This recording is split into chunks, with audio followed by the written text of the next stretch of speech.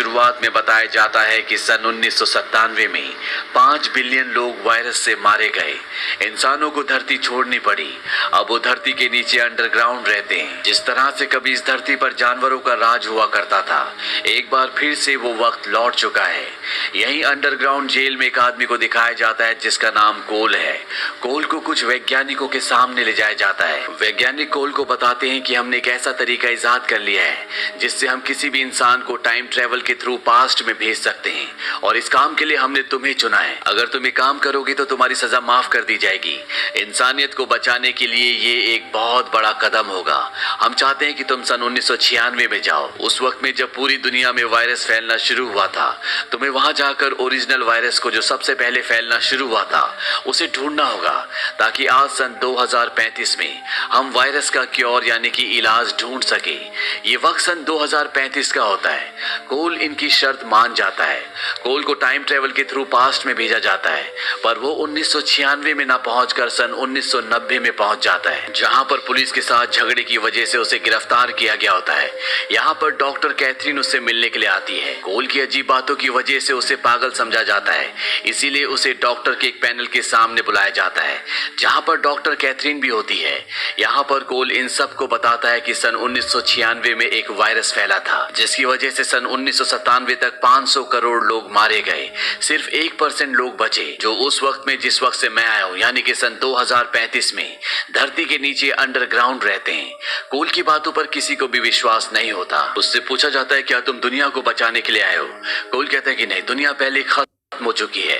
मैं बस उस वायरस की इंफॉर्मेशन लेने के लिए आया हूं जिस वायरस की वजह से 500 करोड़ लोग मारे गए, ताकि हम अपने वक्त में सन 2035 में वायरस का क्योर बना सकें और एक बार फिर से खुले आसमान के नीचे सांस ले सकें।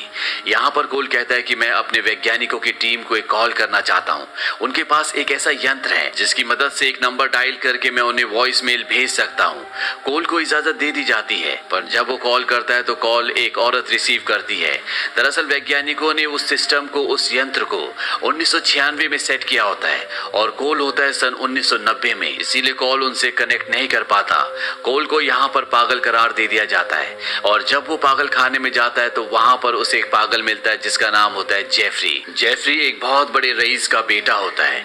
यहाँ पर कोल को एक अलग सेल में रख दिया जाता है, पर कोल वहां से गायब होकर वापस अपने वक्त में, यानी कि सन 2035 में आ जाता है। जहां पर आने के बाद कोल को एक रिकॉर्डिंग सुनाई जाती है जिसमें एक लड़की कहती है कि 12 मंकीज की आर्मी ने अपना काम कर दिया है। इसके बाद वैज्ञानिक कोल से पूछते हैं, क्या तुमने संदेश भेजा था? ये संदेश हमें सन 1996 से आया है।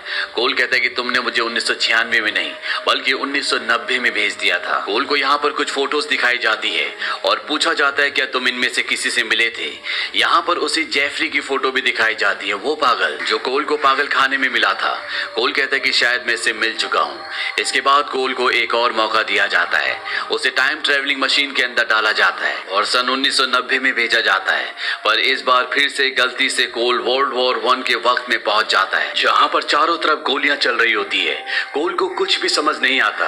एक गोली उसके पैर में भी लग जाती है, पर इससे पहले कि उसकी जान जाती, एक बार फिर से मशीन अपना काम करती है और कोल इस बार सन 1996 में, उस वक्त में जिस वक्त में उसे भेजा जाना था, वहां पर पहुंच जाता है जहां पर वो वायरस का पता लगा सके। इस वक्त में डॉक्टर कैथरीन लेक्चर दे रही होती है जिससे कोल सन 1990 में पागल खाने में मिला था।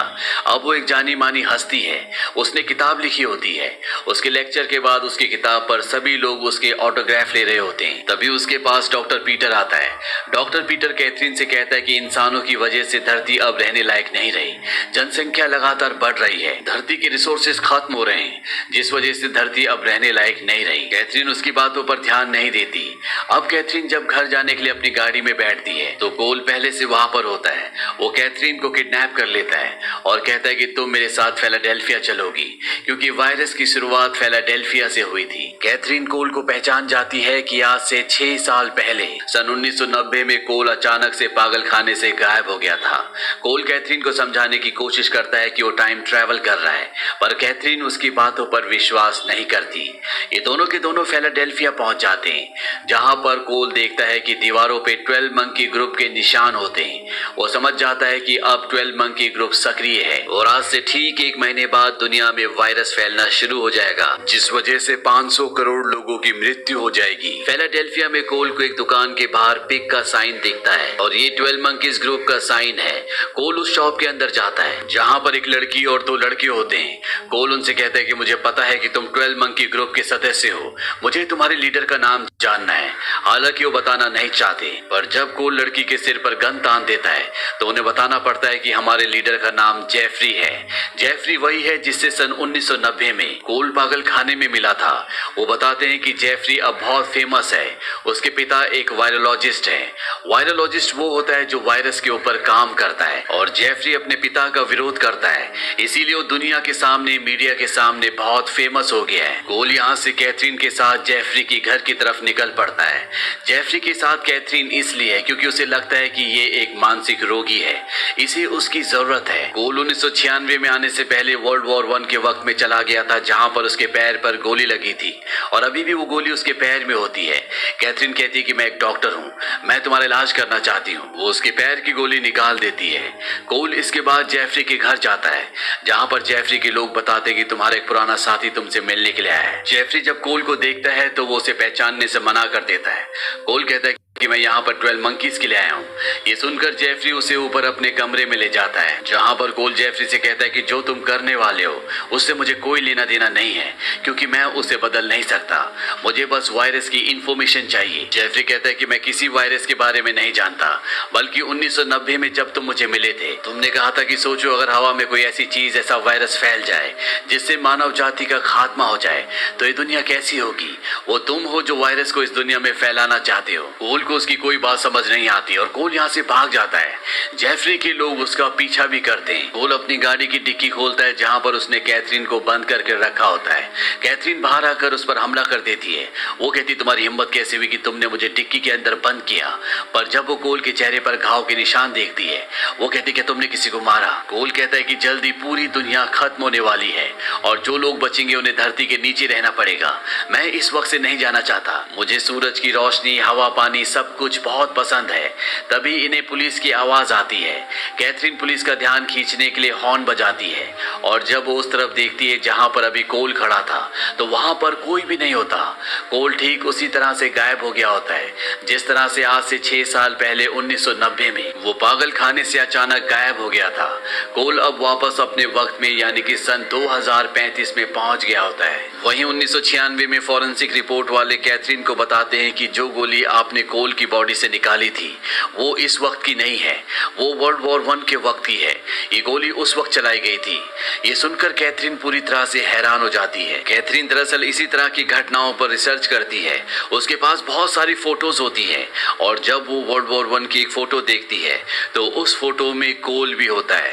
वो समझ जाती है कि कोल पागल नहीं है। उसने आज तक टाइम ट्रेवल के बारे में जो कुछ भी कहा है वो बिल्कुल सही है, यानी कि अब दुनिया खत्म होने वाली है। इसीलिए जेफरी के पिता को कॉल करती है और बताती है कि आपका बेटा जेफरी आपकी लैब से वायरस चुराएगा, जिसकी वजह से पूरी दुनिया खत्म हो जाएगी। दरअसल कैथरीन और कोल को यकीन है कि 12 मंकीज का लीडर जेफरी वायरस पूरी दुनिया में फैलाता है, पर जेफरी के पिता कहते हैं कि जिस लैब में वायरस है जेफरी कभी भी वहां तक नहीं पहुंच सकता। वहीं सन 2035 में दिखाया जाता है जहां कोल पहुंच चुका है। कोल को एक बार फिर से सन 1996 में भेजा जाता है ताकि वो वायरस का पता लगा सके। 1996 में आने के बाद कोल कैथरीन से मिलता है। वो कहता है कि मैं अपने आप को पुलिस के हवाले करना चाहता हूँ। बार बार टाइम ट्रेवल करने की वजह से कोल के दिमाग पर गहरा असर पहुंचा होता है। कैथरीन कहती कि मुझे पता है कि तुम बिल्कुल ठीक हो। वो कोल को अपने साथ ले जाती है और उससे उस नंबर के बारे में पूछती है जिस नंबर के जरिए वो सन 2035 में वैज्ञानिकों से बात कर सकता है। पर कोल को यहाँ पर यकीन हो जाता है कि ये सब उसका भ्रम था।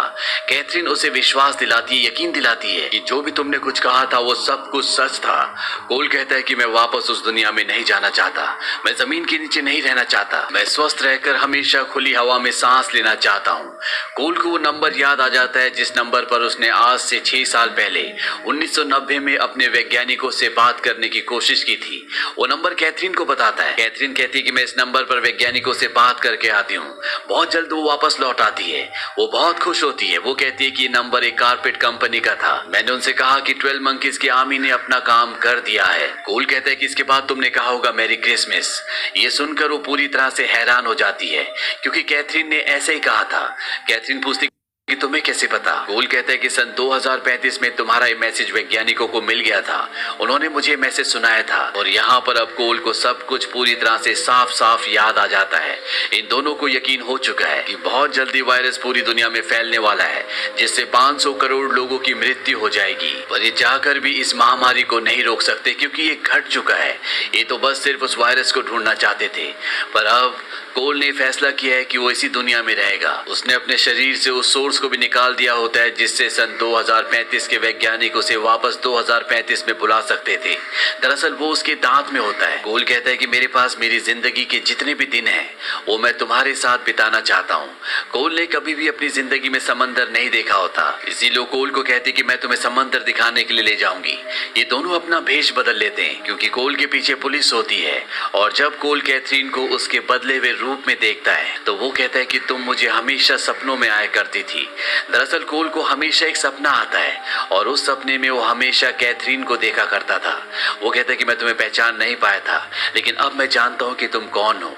कैथरीन को भी ऐसा लगता है जैसे वो कोल को बहुत पहले से जानती है। ये दोनों एक दूसरे के करीब आ जाते हैं। अब अगली सुबह टैक्सी से एयरपोर्ट की तरफ जा रहे होते हैं क्योंकि इन्हें फ्लोरिडा जाना है जहां पर कैथरीन कोल को समंदर दिखाना चाहती है। टैक्सी ड्राइवर इन्हें कहती कि हमें रास्ते में 12 मंकीज की आर्मी मिल सकती है। उन्होंने चिड़ियाघर के सभी जानवरों को छोड़ दिया, साथ ही जेफरी के पिता की लैब में जितने भी जानवर थे जेफरी ने उन सब को भी छोड़ दिया और अपने पिता को पिंजरे में बंद कर दिया। यहाँ पर कोल और कैथरीन को समझ में आ जाता है कि 12 मंकीज की आर्मी का मकसद कुछ और था। वो बंदी जानवरों को आजाद करना चाहते थे, ना कि वायरस को इस दुनिया में फैलाना चाहते थे। अब ये दोनों के दोनों एयरपोर्ट पहुंच जाते हैं जहां पर पुलिस इन्हें ढूंढ रही होती है। और जब कैथरीन टिकट्स लेने के लिए जाती है तो कोल उस नंबर पर जिस नंबर पर वो सन 2035 में वैज्ञानिकों से बात कर सकता है उन्हें बताता है कि 12 मंकीज की आर्मी को भूल जाओ, उन्होंने कुछ नहीं किया और ना ही अब मैं वापस आऊंगा। कोल के फोन रखने के 5 मिनट बाद फ्यूचर से यानी कि सन 2035 से कोल का एक दोस्त यहाँ पर आ जाता है जिसे सन 2035 से वैज्ञानिकों ने यहाँ पर भेजा है। वो कोल को एक गन देता है। वो कहता है कि तुम्हें ऑर्डर्स मानने पड़ेंगे, नहीं तो हमें कैथरीन को मारना पड़ेगा, हम मजबूर है। कोल उससे गन ले लेता है। वहीं दूसरी तरफ कैथरीन को दिखाया जाता है जो एक आदमी से टकराती है और ये आदमी और कोई नहीं बल्कि डॉक्टर पीटर्स होता है। वही डॉक्टर पीटर्स जो एक बार सेमिनार के बाद कैथरीन के पास उसी की बुक पर उसका ऑटोग्राफ लेने के लिए आया था। उसने कैथरीन से कहा था कि इंसानों ने धरती को रहने लायक नहीं बचाया। बढ़ती हुई जनसंख्या धरती के सारे रिसोर्सेज को खत्म कर रही है। साथ ही साथ कैथरीन को यहाँ पर यह भी पता चलता है कि डॉक्टर पीटर जेफरी के पिता जो कि वायरोलॉजिस्ट हैं उनका असिस्टेंट भी है और हो ना हो इसी के पास वो वायरस है जो पूरी दुनिया में फैलने वाला है। वो सारी बातें कोल को बता देती है। ये दोनों डॉक्टर पीटर्स को ढूंढना शुरू कर देते हैं। कैथरीन को डॉक्टर पीटर्स दिख जाता है पर वो सिक्योरिटी क्रॉस कर चुका होता है। हालांकि वो चिल्लाकर कहती है कि उसके पास खतरनाक वायरस है पर उसकी बात कोई नहीं सुनता। कोल के पास जो गन होती है वो उसे लेकर डॉक्टर पीटर्स के पीछे भागता है पर तब तक पीछे से पुलिस आ जाती है जो पहले से कोल को ढूंढ रही होती है और वो कोल को गोली मार देती है। कैथरीन कोल के पास जाती है जहां पर कोल अपनी जिंदगी की आखिरी सांसें लेता है। ये वो पल होता है जो कोल ने अपनी जिंदगी में सपनों में कई बार देखा होता है। कैथरीन समझ जाती है कि कोल कहीं न कहीं 1996 में यहीं पर कहीं है। वहीं दूर से एक छोटा सा बच्चा ये सब कुछ देख रहा होता है और ये बच्चा और कोई नहीं बल्कि कोल का बचपन का रूप होता है। यानी कि इस वक्त में दो कोल होते हैं, एक 1996 का जब कोल बच्चा था और दूसरा 2035 का जो टाइम ट्रेवल करके यहाँ पर पहुंचा है। कैथरीन कोल के बचपन के रूप को पहचान जाती है। वहीं प्लेन में डॉक्टर पीटर्स को दिखाया जाता है जो एक हफ्ते में कई अलग अलग देशों में विजिट करने वाला है ताकि उसके बैग में जो वायरस है वो उस वायरस को उन देशों में छोड़ सके। पर यहाँ पर उसकी बगल वाली सीट में एक लेडी बैठी होती है और ये सन 2035 से यहाँ 1996 में आई होती है। यानी कि इसे पता है कि पीटर ही वो आदमी है जिसने वायरस पूरी दुनिया में फैलाया था और अब वैज्ञानिक इस असली वायरस का पता लगाकर सन 2035 में जहां पर दुनिया लगभग पूरी तरह से खत्म हो चुकी है वहां पर वायरस का क्योर ढूंढ सकते हैं जिससे दुनिया एक बार फिर से पहले की तरह हो जाएगी जहां पर इंसान हवा में, धूप में, पानी में खुलेआम बिना डरे घूम सकते हैं। तो ये थी पूरी कहानी फिल्म 12 मंकीज की। ये फिल्म सन 1995 में रिलीज